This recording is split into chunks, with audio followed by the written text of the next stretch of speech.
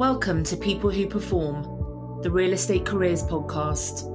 Each episode will bring you conversations from business leaders and up-and-coming stars in the commercial real estate industry in Canada.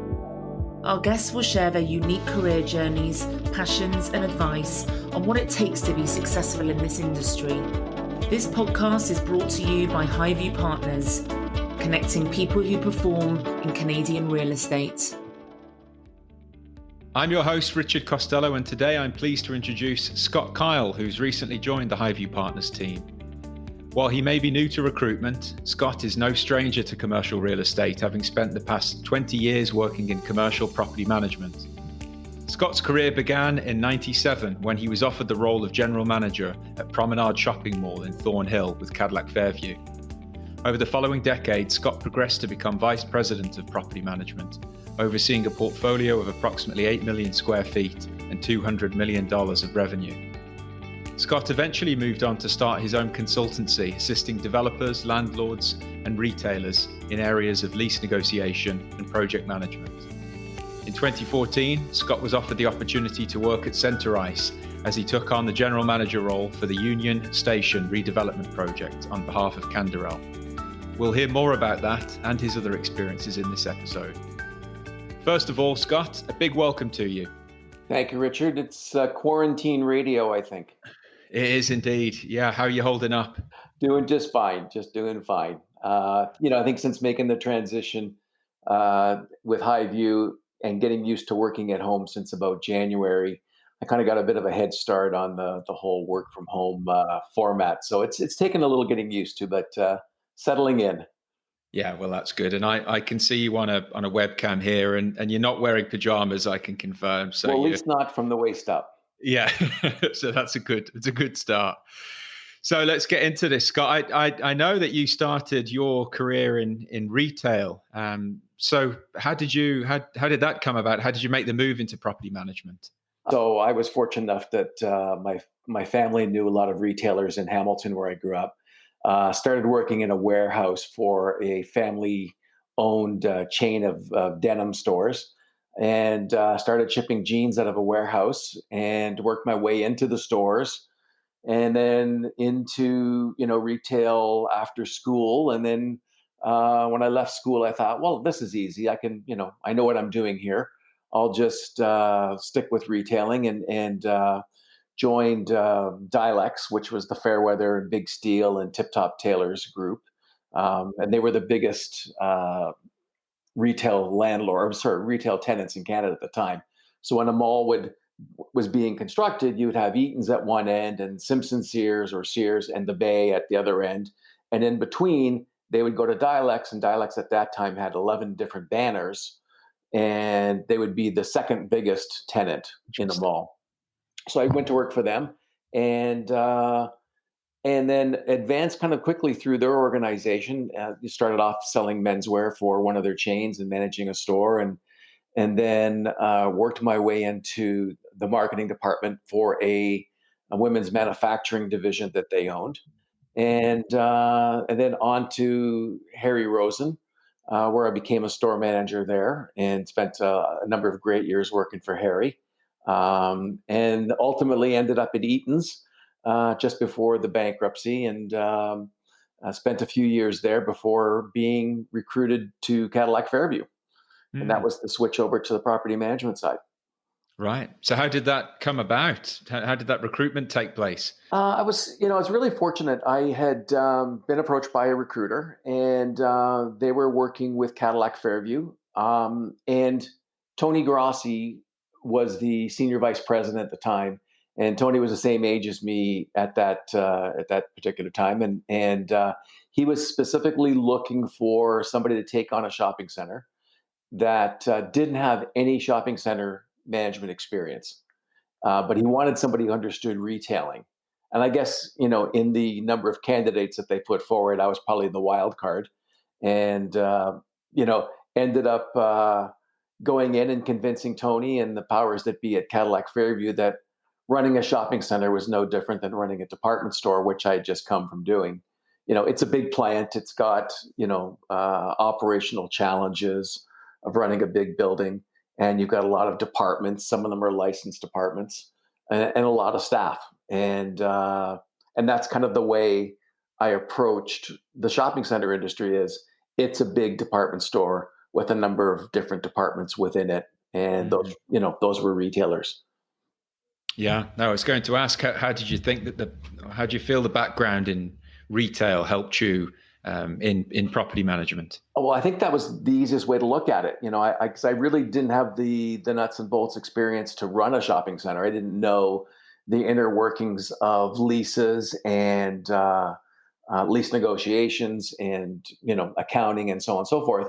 So I had to look at and rely on the skills that I was going to bring, and that was the understanding of how retailing work, how retailers think, how stores should be run, and really sort of built my strength up on that. And I remember calling Tony up one day with a question I had about how do I deal with a certain situation, and I don't remember what it was at the time, but Tony really put it very succinctly and said to me, "I hired you for what you know. You can figure out everything else. Make the decision, and if it's wrong, we'll fix it." And I really sort of kept that in the back of my mind always through my shopping center career. Is there's nothing that we can't fix. Rely on your strengths, rely on your background and your experience, and make the decision. Mm. And what would you say your strengths were at that time then? What was he so interested in having you on board for? The tenant relations, I think. Right. The fact that I could speak the language of the retailer. And the first mall that I had was a struggling shopping center that was a sub $400 a square foot shopping center. And it was built in the mid 80s in a growing community. It was there before there was any residential even around the property. It was just literally built out in the middle of a field with the hopes that the residential would grow up around it. And it did, but the people that moved into the community around the shopping center were then all mortgage poor, because we were talking about double digit interest rates at that time. And these, we're talking about homes that were $400,000 or $500,000 back then, which are $1.5 million now. So the people in the area had this beautiful shopping center, but no money to spend. So we quickly went into kind of a recession mode, lost a lot of retailers once it opened up, and it struggled from day one. And so I think my strength was the fact that retailers would call up and say, "Hey, listen, I can't pay the rent." And I could say, "Look, let me come down to the store. Let's meet. Let's talk about it. Let's see what we can do to fix this." And spoke the language and walked in and looked at a retail store and said, "This merchandise is 2 seasons old. It should be marked down. Your windows need to be done. Let's get a visual merchandiser in. I walked by at noon and your staff was out for lunch and the store was closed." So I was really Right. looking at the business. And the refreshing thing for them was that they had never had a general manager that could speak their language, or that would even be concerned about coming down to the store to sit with them and talk about their problems. At that time, I know for a fact I was the only general manager that Cadillac Fairview had hired from outside the industry. And nothing against the GMs that were there at the time, because they've all gone on to become people of greater importance in the industry. But the typical approach was, I'm the general manager. I'm in the office. You got a problem, you come see me. Right. And there wasn't a huge interaction as there is now. The partnership between retailer and landlord just didn't exist. And that's all I knew. So that's where I spent most of my time. Okay. And I gradually learned all the other intricacies of the business. You mentioned there about dollar per square foot, and that's obviously a calculation that essentially determines how successful a center is. Can you tell us a little bit more about that sort of calculation? It's basically the simplest way to put it is the gross sales of all of the independent stores or the small stores that you see.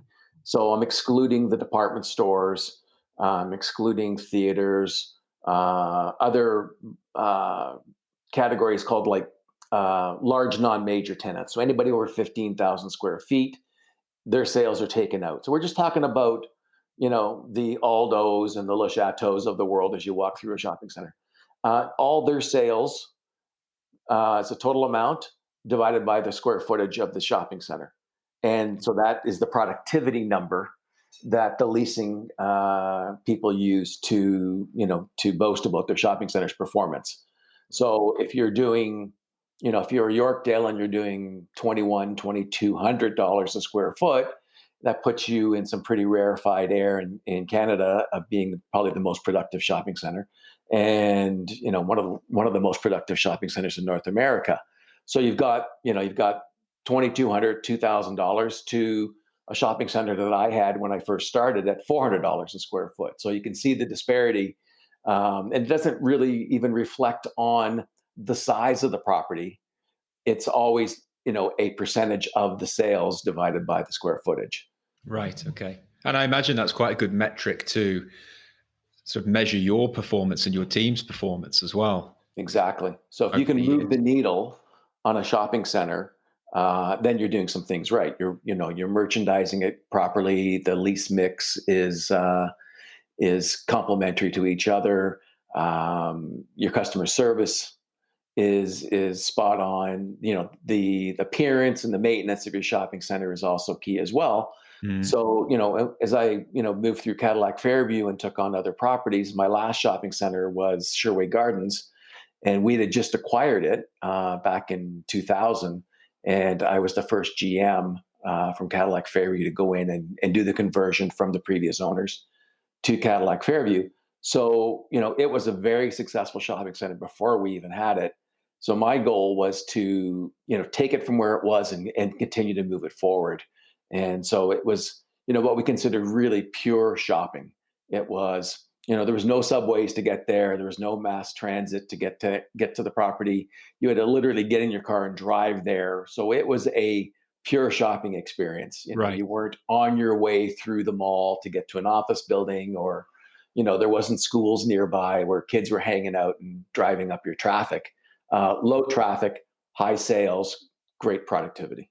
Right. Interesting. Yeah. What would you say is the difference the difference between the larger retail landlords like a Cadillac and, let's say, an independent owner manager of a shopping mall? What are the advantages as a general manager in working for a larger kind of national player? Yeah, that's a good question. I think the first thing that comes to my mind is that you've got resources that you can call on. When I first started, market research wasn't, a big thing. We had done very, rudimentary market research, almost like surveys that you used to see people standing at the door asking how you enjoyed your shopping experience. That was how basic it was when I first started. But as we got more sophisticated, and you started doing geo-mapping and psychographic profiling of customers and really drilling down, we really got to understand who our best customer was, and then we could tailor the merchandise assortment to, and the tenant mix to those customers. So if you're a small landlord, you just don't have those resources. You're sort of guessing, or you just really want to keep the lights on and stores open. So you take whatever comes along. We had the luxury of being able to sit and wait for the right tenant to fit into our merchandise mix. And in some cases, back in the good old days, pre-COVID, we could sit and wait and had a waiting list of tenants that wanted to be in our properties. So you don't get that as being a small landlord. Mm. And how do you feel about the future of retail in enclosed malls specifically? There's going to be a big shakeup after all this is said and done, for sure. There's going to be a lot of vacancies. I think chains that perhaps were sitting on retail stores because they were looking for coverage and exposure in a particular market, may look at this opportunity to start shedding underperforming stores. So, it's it's a bad excuse, but you could go back to the landlord and say, look, store is not performing. We're not reopening. Here's your keys and we're out of here. Right. But you've got, 40 other stores with the landlord. Do you stick it out or do you use your strength to get out? I think shopping is going to take on a very different appearance in the next little while. I think a lot of people are getting very, very used to the fact of you can order everything online. We thought online shopping was going to be the death of retail, when it first started, 10, 15 years ago. But I don't think anybody anticipated it being this swift and coming about in this fashion. We just thought people would find it convenient. Now people are almost doing it out of fear. And, I think everybody started ordering more things online than before. And does that change patterns? I'm not quite sure yet. I think overall we're very social beings and we like the interaction of getting out, and shopping is an experience. And shopping centers have always been a place in the community where you go and you meet your friends and hang out and socialize and maybe grab a meal or grab a movie. Does that change? That's something that remains to be seen. But I think there's definitely going to be a lot of retail space coming back on the market. Could be large stores, could be chains that are just like I said, shedding underperforming stores. But it's going to be an interesting time, definitely. I think also that. Just before all this happened, food and beverage was, we were considering restaurants the new major tenants, or the new anchor, as we would say. And, giving people a reason to come to a shopping center was, we've got a great assortment of restaurants. We've got these, food halls, food courts, food halls, 5 or 6 really great restaurants, chef-inspired dining. Is that still going to be the case? Or do you see more of it? We don't know yet. Yeah. And there's also the fitness aspect. You could go and do your yoga class, spin class, get freshened up, and then go and meet a friend for dinner and a glass of wine. Yeah. So that's been happening for some time, but whether there'll be more opportunities for that with perhaps some space being made up. Yeah, anyway, because there'll be a lot of large format space that'll become on the market. The other thing too is that gyms for the most part don't take up a lot of your parking ratio, because most of the time people are going to the gym after work. So from a landlord's perspective, the last thing you need is gyms, grocery stores, people that are taking up large volumes of your parking field. Doing it during the day when your retail customers are shopping. So those sort of off-peak hours, off-peak operators are good for a shopping center, because you'll be there early in the morning or late at night, and you're not taking up parking spots. Are you ready to make your best next move in the Canadian real estate industry? We know moving to a new job is a career-defining decision. So our team will help you recognise and leverage the skills and passion that drive your performance. We want you to make the right choice and feel confident you are joining a team of people who perform. So contact us today or visit us at highviewpartners.ca/candidates. Scott, I mentioned in the introduction that you've worked on the Union Station project in Toronto. So you're not just a retail guy.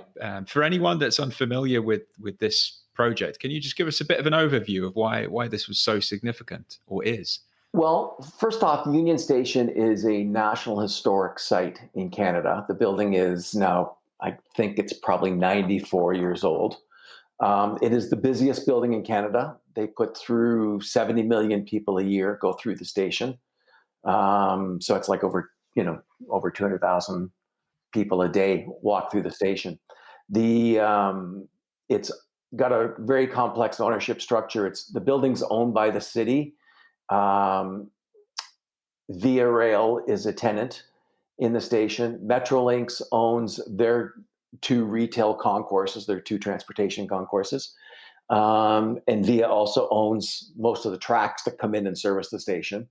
So you've got those bodies, and then you've got a third-party manager that has a 75-year head lease to operate all the commercial activity in the station. So all of the retail, the advertising, events and programming is all under the auspices of a third party who is partners with both Metrolinx and the City of Toronto in the building. Okay. So you've got a lot of stakeholders in the building. It's also connected to Scotiabank Arena and is part of the underground path system in Toronto. And so you've got 3 other buildings that connect onto Union Station plus the path. And so you've got all these various stakeholders around the table when you're meeting that you've got to satisfy. So now to add more complications to that whole relationship, you're now deciding that you're going to excavate beneath the station and do a complete revitalization of the station, including adding a new subway platform right out in front of the station. So the entire front street was torn up for about 2.5 years while they added a second subway platform. Then you excavate beneath the station. So it's the equivalent of going to the basement of your house and then deciding you want to put another basement below your basement. And you're doing all this while you're living in your house. And you're excavating beneath your house, 24 hours a day, 7 days a week. And literally, it is 1 square city block of real estate. And so we've excavated from York Street to Bay Street and dropped the entire floor of the station, the basement of the station, down to the level of the subway and connected the subway all on one level. So you come off the subway, straight into the station, straight into a retail concourse.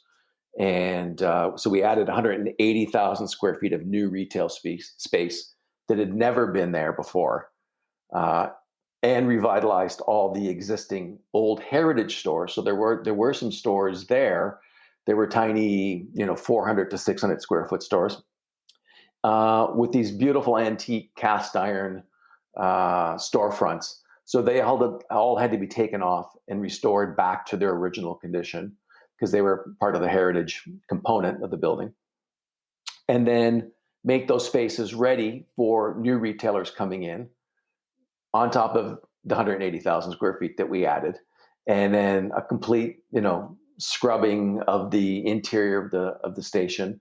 The Great Hall alone took 2 years to clean. And it was literally Sistine Chapel-like work. There was scaffolding going up 90 feet. People, lying on their back with small toothbrushes and various cleaning tools, scraping off 90 years of dirt off the ceiling and off the walls of the station. So it's going to be spectacular when it's all done. Just when our contract had expired and I left, we were just getting ready to open the food court. And then the second phase, or the next phase of it, will be a 30,000 square foot fresh food market with individual vendors and operators, very similar to what you see in the Eataly stores. Okay. Small curated vendors. And then the last part is phase 3, which is underneath the new Bay Street concourse. And that'll be traditional retail, your banks, your Sephoras, and so on and so forth. And that area will lead directly into Scotiabank Arena. So it's been a pretty complicated. So when I got there, literally, we were excavating, so I could go down and I was giving tours of the site, trying to convince, sponsorship or potential sponsors and potential working with our leasing brokers, trying to convince potential tenants of what this is all going to look like. And we were literally in a giant pit with these massive earth moving machines, scurrying by us and Right. digging as we were touring. So it was a really interesting experience. What would you say your biggest accomplishment is? 2 things I think probably come to mind. The first one was becoming a vice president at Cadillac Fairview. So I go back to when I was much, much younger and I was still in retailing. And my father worked for a company that used to own Cadillac Fairview before it was owned by the Teachers Pension Fund. So when it was privately owned, it was owned by the Brofman family, who were Seagrams, and my father worked for Seagram's. So I always sort of knew who Cadillac Fairview was just through the association of my Mm. dad and Seagram's.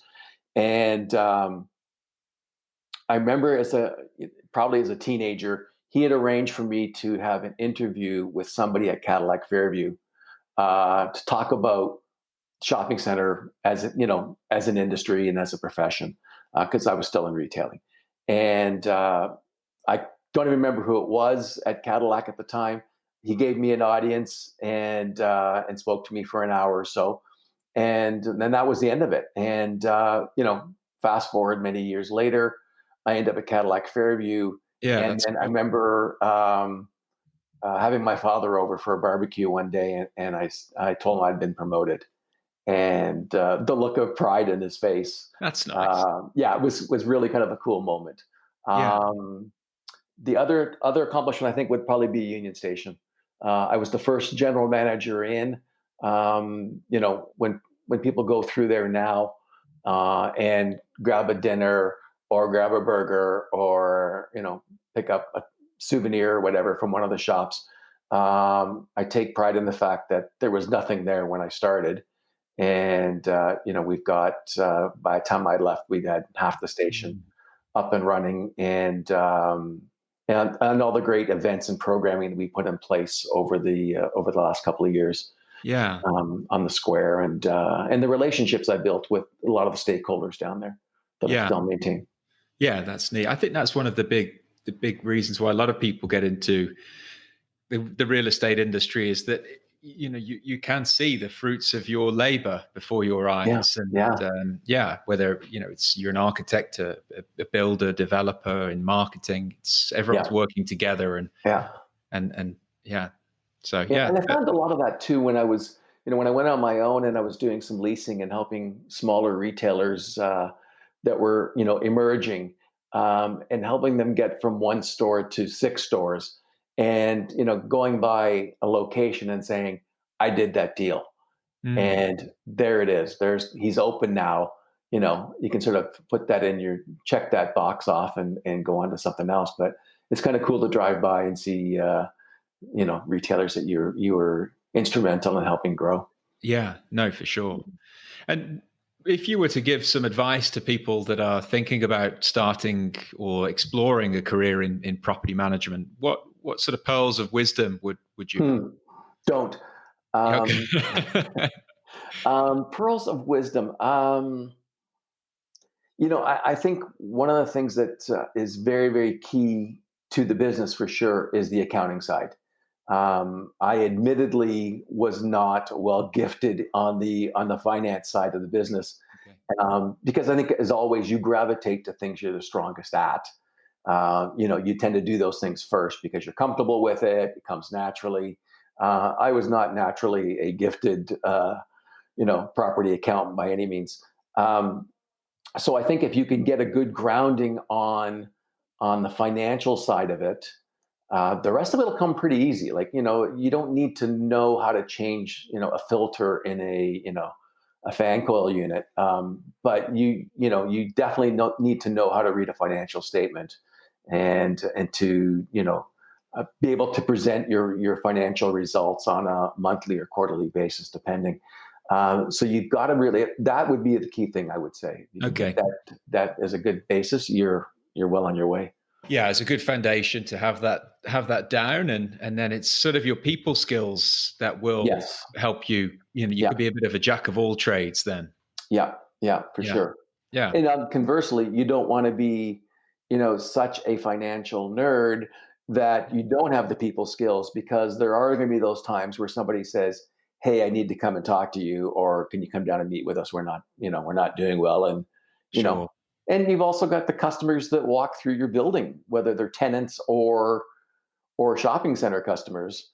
You've got to have those skills as well. I can still walk through my last shopping center and see some of the mall walkers that are still there, and still have a conversation with them, and they still ask me, who's going in a vacant store, like I'm still managing the mall.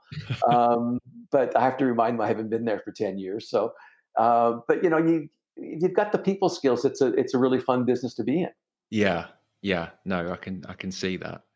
So moving on then, this new chapter of yours, recruitment.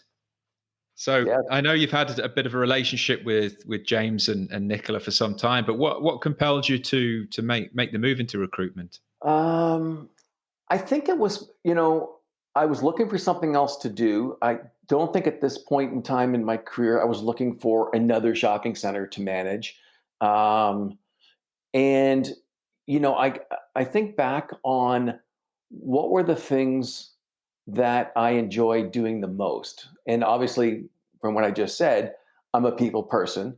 And being able to, over the years, identify people that I thought had potential Right. and put them in positions, challenging positions in a shopping center, and watching their careers blossom, and with a little guidance from me, and then or guidance from whoever came after me, and people move through the organization, and their careers, blossomed as well. So that part of it always, I always enjoyed that. And probably a year of off and on conversations with James and Nicola once they went out on their own with HighView. I think it kind of made sense. It was kind of like, this is the next evolution. If this is how I spend the rest of my career, is helping other people, advance their career, then it'll be a nice way to sort of close the loop, Yeah, that's awesome. on the whole chapter. So what areas of the business are you going to be focusing? I'm going to really sort of specialize on the retail real estate side, and Makes sense. also on the real estate side of retailers.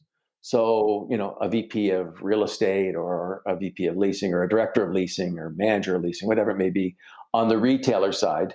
Because then again, it's really, again, crossing over both sides of my experience. And then the retail real estate for sure. Okay. Yeah, fantastic. And has it been a smooth transition? What have been the big takeaways with you? Let's say you're 3 months in now. Don't do it just before a pandemic is my first learning. Yeah, pick a better time.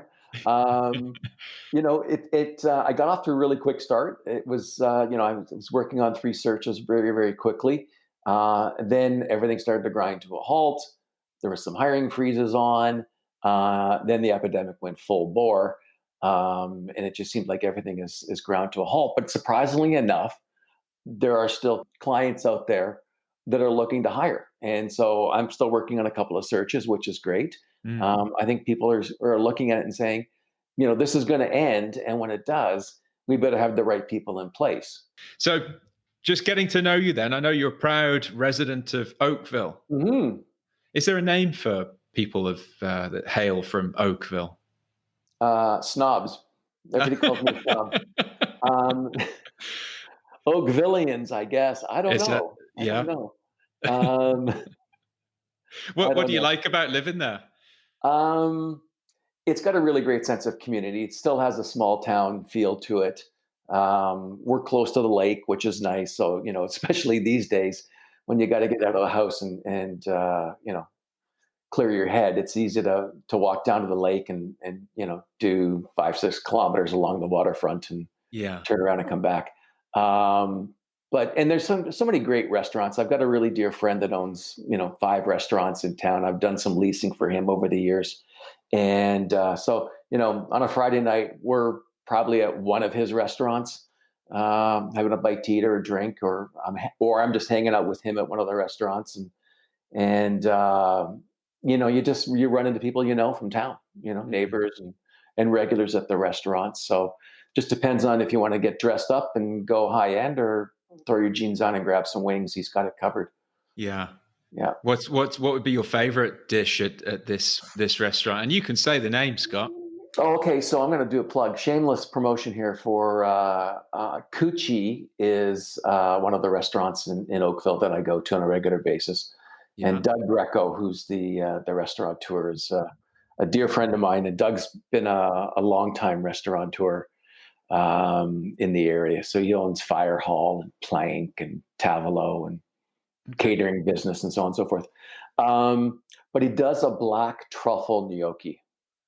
Right. which is just like a heart attack on a plate. You don't need a lot of it, but it is just so rich, and the black truffle is just so intense. And I could just sit at the bar with a bottle of wine and a plate of gnocchi, and I'm good to go. I can just die in the bar, be perfect. Push me off the stool. Oh, that says. Are they doing takeout at this time? No, he shut down all the takeout. Right. I think, he was running takeout at a fire hall, which is his sort of, it was his first, that was the mothership restaurant for him. And it's got a fire hall theme to it, obviously. And it's a wings and beer kind of place. And he was doing takeout until he sort of ran out of food, and then said, it doesn't make any sense. How do you order not knowing who's calling, so he shut it down. Yeah. Yeah, that's tough. It is really tough. Yeah. Well, I'm sure you'll be there back at the bar when things open back up. I'll be there. Cool. All right, Scott, I'll let you go. Thanks very much. My pleasure. Okay. Anytime. Cheers. Bye. Bye. Bye.